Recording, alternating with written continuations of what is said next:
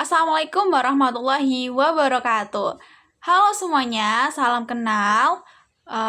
Kami dari kelompok 1 dan di sini kami akan menjelaskan atau mempresentasikan terkait bab sejarah perkembangan logika matematika.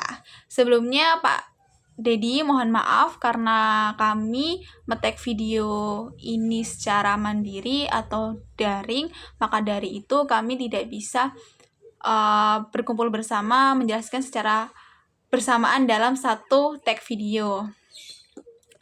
Kami beranggota kelompok. Yang pertama ada Berli Pragata Maheswara, yang kedua Haikal Al-Mutakin Habiballah, Vina Adematus Silmi, dan saya sendiri Azhara Fadilah Aulia. Sebelum kita lanjut materi terkait gimana sih sejarahnya, kita akan belajar dulu apa itu logika matematika dan sedikit pendahuluan terkait logika matematika. Nah, logika matematika itu merupakan disiplin ilmu yang mempelajari kaidah-kaidah penalaran yang valid serta struktur formal dari argumen dalam ranah matematika. Dari sini kita dapat simpulkan bahwasanya logika matematika itu ilmu yang mempelajari tentang kaidah-kaidah penalaran yang tentunya valid serta ada strukturnya. Nah, pada awal mulanya logika ini bersifat naratif dan juga filosofis, digunakan oleh tokoh-tokoh seperti Aristoteles. Nah, mungkin teman-teman pernah dengar nih tokoh ini Aristoteles. Biasanya pas waktu SMA kan pernah ya sedikit mengkaji siapa tuh Aristoteles. Nah, tapi mungkin agak lupa ya. Nah, untuk menyusun pola pikir yang benar melalui konsep silogisme. Konsep silogisme ini akan dijelaskan secara spesifik di materi yang akan selanjutnya dijelaskan oleh teman saya. Namun, seiring waktu, logika ini mulai diformalkan, terutama sejak abad ke-19 ketika penggunaan simbol-simbol logika mulai diterapkan secara sistematis. Nah, logika mulai diformalkan itu maksudnya bagaimana? Logika mulai diformalkan itu di mana logika ini tidak akan sekedar cara berpikir, tapi di dalam logika itu akan dimasukkan ke dalam simbol dan aturan matematis yang dimana objektif dan juga sistematis. Selanjutnya, secara spesifikasinya akan dijelaskan oleh teman-teman saya. Oke, untuk zona waktu yang pertama yaitu zaman kuno. Zaman kuno merupakan fase awal dalam sejarah matematika yang berkembang seiring dengan munculnya filsafat dan matematika di peradaban besar seperti Yunani kuno, India, dan Tiongkok. Pada masa ini, logika belum sepenuhnya terpisah dari filsafat dan lebih banyak digunakan untuk menyusun argumen filosofis dan dasar-dasar penalaran matematis. Ciri-ciri logika di zaman kuno, yakni masih bersifat verbal dan filosofis, belum menggunakan simbol-simbol matematis, fokus pada penalaran deduktif dan prinsip umum ke kesimpulan khusus. Selanjutnya, yang ketiga digunakan untuk membangun argumentasi dalam filsafat, bukan untuk kalkulasi. Selanjutnya, tokoh-tokoh yang berkontribusi di zaman kuno.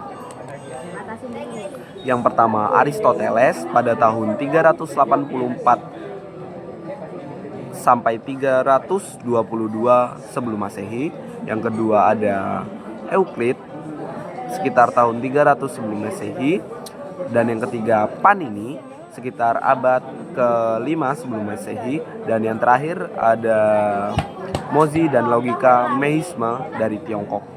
Jadi zona waktu selanjutnya yaitu di abad pertengahan.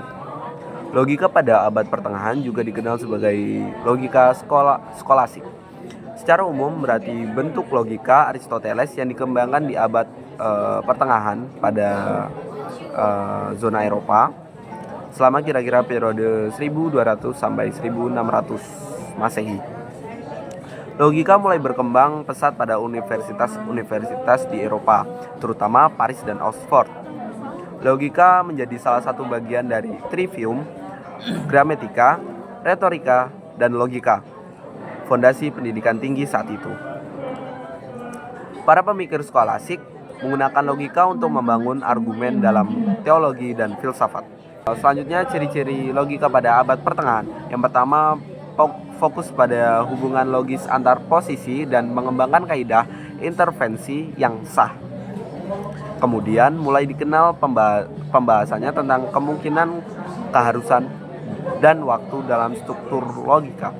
Yang ketiga, dipengaruhi oleh tradisi Islam dan Yunani kuno.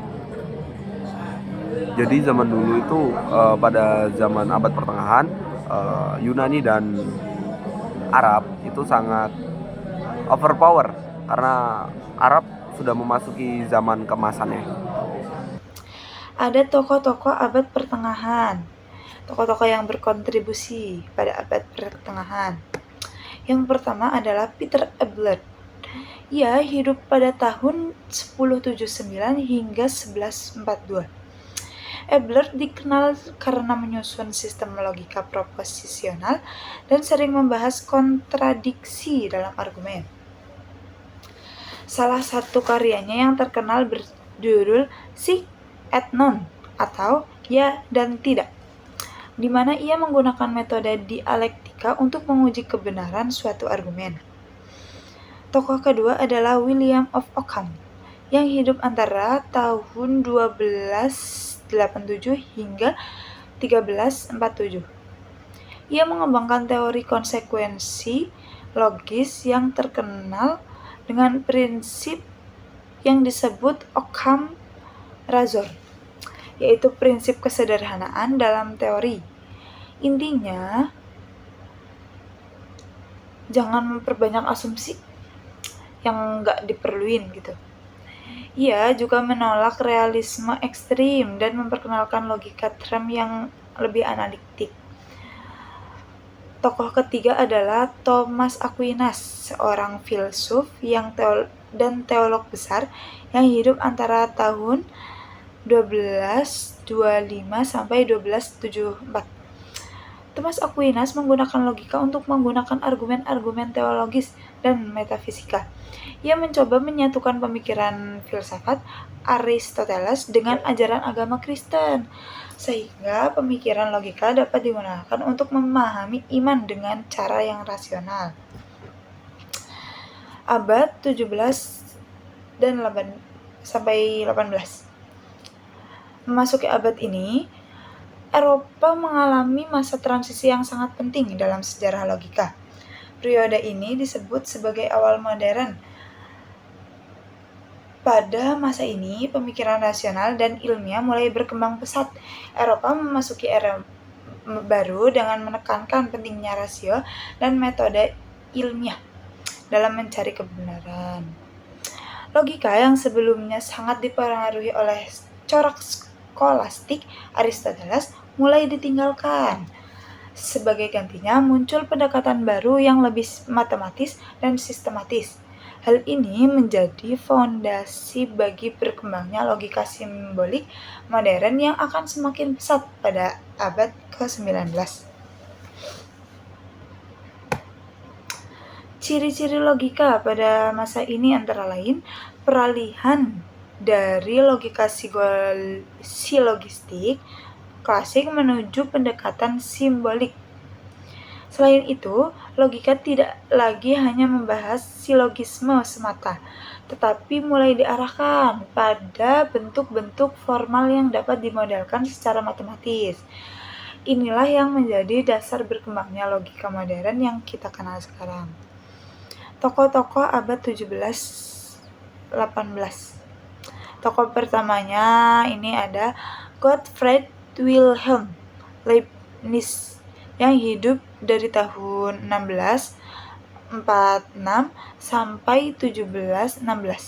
Ia mengembangkan gagasan tentang karakteristika universalis, yaitu sebuah bahasa simbolik universal yang dirancang untuk menyelesaikan personal logika dan matematika.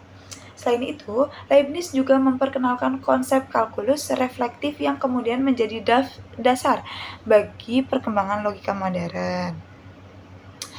Tokoh kedua ada René Descartes, seorang filsuf besar dari Prancis yang hidup pada tahun 1596 sampai 1650. Ia terkenal dengan metode berpikir rasional yang sistematis. Descartes memperkenalkan prinsip cogito ergo sum atau aku berpikir maka aku ada.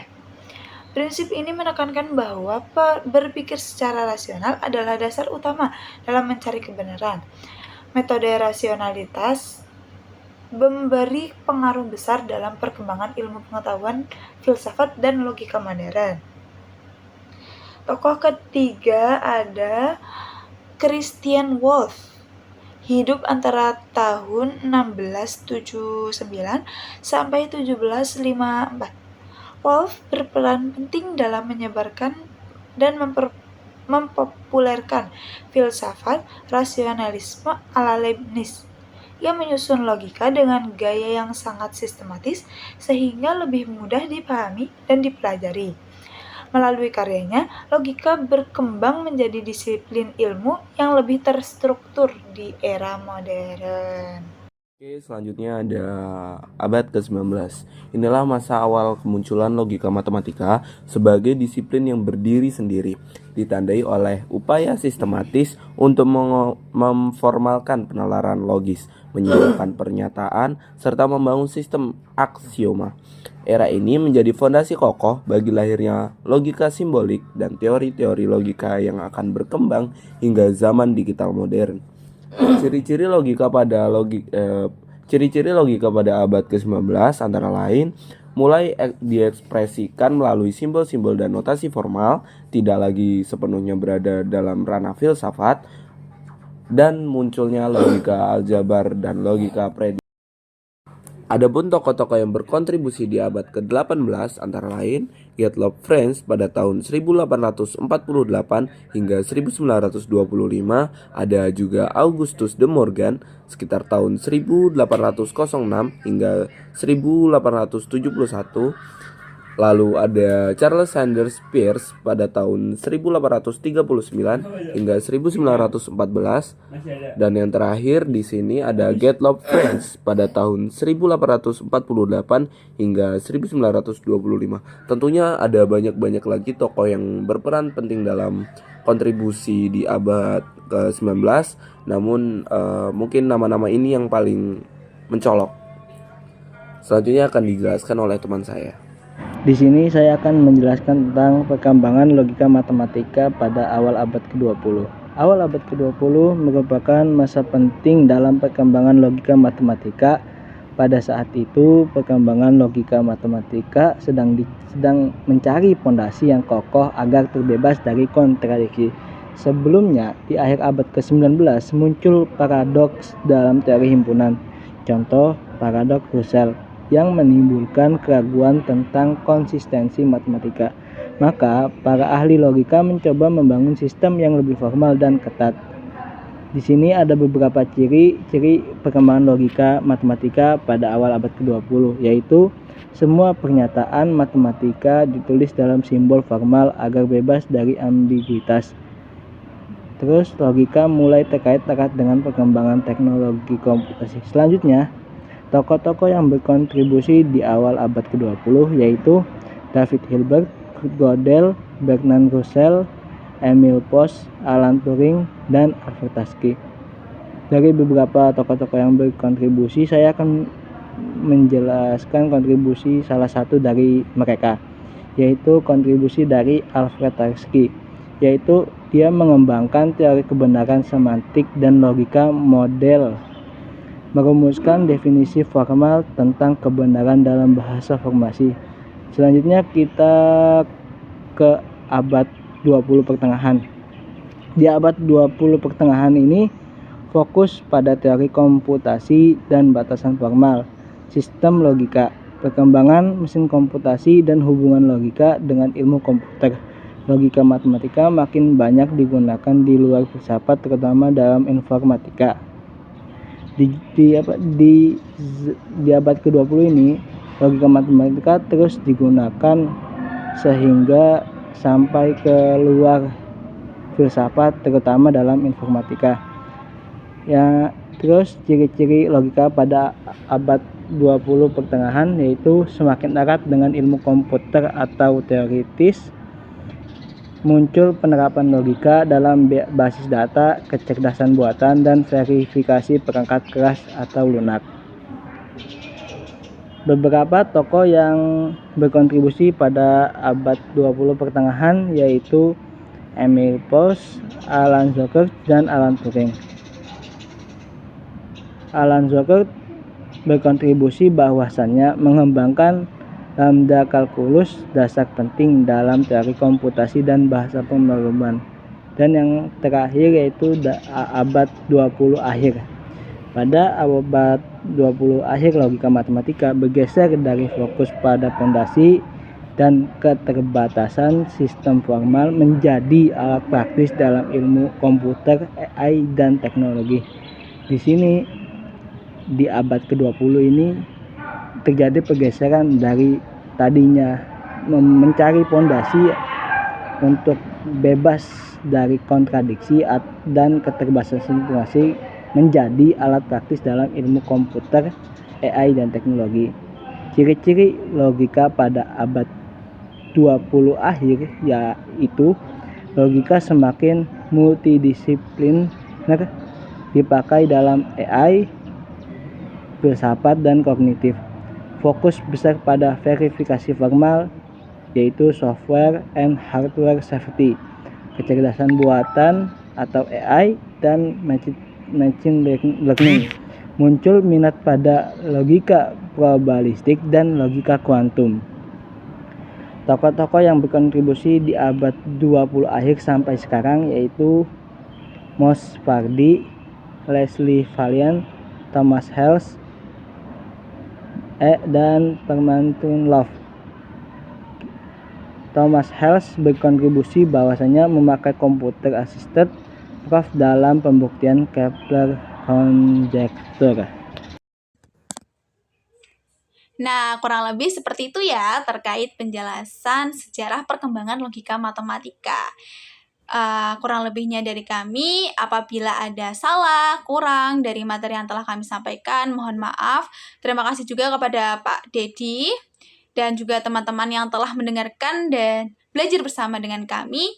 Terima kasih. Wassalamualaikum warahmatullahi wabarakatuh.